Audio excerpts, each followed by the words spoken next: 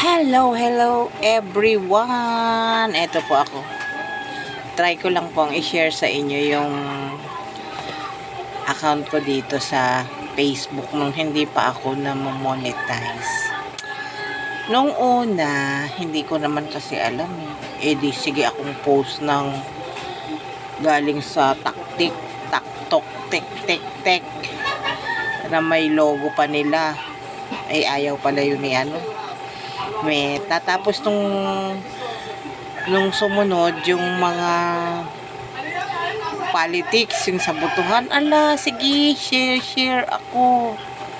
Eh, hindi ko alam eh. Oo, kaya magkaroon ako dyan ng ano bang issue yun? Hindi ko rin yun pinansin. Tapos, pangatlo na, kumuha uli ako sa TikTok. Yung mga videos na comedy about sa pusa. Yan, nakapagpa-trending ako dyan. Pero hindi ko yung videos. Kinuha ko lang yun tapos pinost ko. Eh, nakapagpa-trending ako dyan. 3M talaga.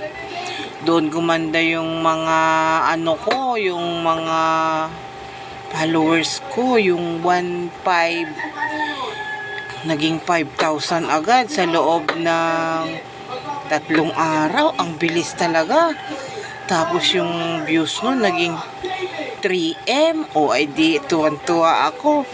Nung siya ay nag 3M, na-invite ako sa in-stream ads. O ay di syempre excited ako. May pa-post pa ako na na-invite ako dun. May pa-thank you pa nga ako dun eh. Tapos nung isi-set ko na ay hindi siya na-approve. Di bakit kaya? Di pangalawang set uli. Set ko uli sa pangalawa, hindi pa rin siya na-approve. Pangatlo, set ko uli, hindi pa rin siya na-approve. Ay Jesus, hanggang sa nagkaroon yung parang ganun no. Yun. Bali 3 buwan yata yun o 4 na buwan na naka-stay doon. Hindi na alis. Tapos ni-report ko pa yun. Tapos nung ni-report ko rin, nung mga 4 na buwan na naalis naman siya. Pero wala na yung setup nung in-stream ads. So nalungkot ako. Nung tingnan ko yung, sabi kasi tingnan daw yung mga professional. Hindi naman ako marunong mag-check niyan eh dati. Tapos nung i-check ko yun, nandun lahat. Your account, too many issue, tapos growth and risk. Ito pa sa politics, meron pa rin. Tapos not recommend, nawala yung star. Yung recommendable ba, nawala yun, na 0 ang mga star ko dun. Tapos yun, tinamad ako, hinayaan ko na lang ng ganun. Tapos pinagdi-delete ko lahat yung videos na hindi sa akin. Tapos dinilit, pagka-delete ko nun, lahat, halos kakaunti ang natira, siguro mga 10 videos na lang yun. Pinabayaan ko lang na, hinayaan ko na kasi ginamit ko na lang na itong account na ito na parang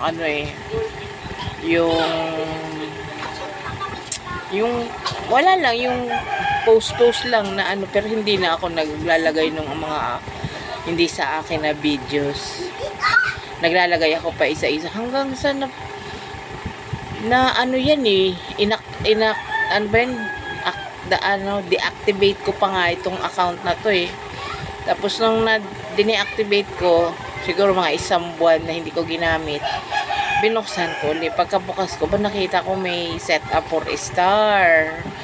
Yun. Tapos, sabi ko, tapos nawala na yung, nagkaroon na rin ng 3 star yung recommendation. So, ibig sabihin, ibinalik niya ni boss Meta yun.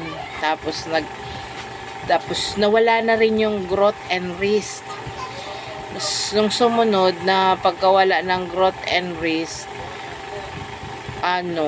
nawala na rin. Lahat ay ibinalik sa akin yung yung sigla ng Facebook ko. Tapos yun, nag-scroll ako pababa doon sa account ko.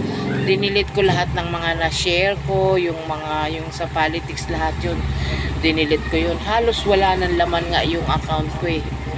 Yung sa reels na lang. Yun, hanggang sa tinuloy-tuloy ko na. Tapos, naka-2 taon. Pa-2 taon kasi January yun eh. Nung na-set up ako ng in-stream ads. Nung January, 1 taon, bali, pa-2 taon. Pinaset ako naman ay ngayon ang monetization ay content monetization ay ito ng March. So, tiyagaan lang din yun. Ngayon, hanggang sa tinuloy-tuloy ko na. Diba? Tiyaga ka lang din. Anyway, kaunting kita-kita na rin yung reels. Saka yung bonuses. Una naman yung pinaset up sa akin. Ganon lang. Tapos yun, inayos ko na yung payout account. Yung payout ba ang tawag dun. Naglagay na rin ako ng mga tax number, yung hinihingi nila. Ganon lang. Ganon katagal. Kaya kung baguhan ka lang, wag kang kukuha ng mga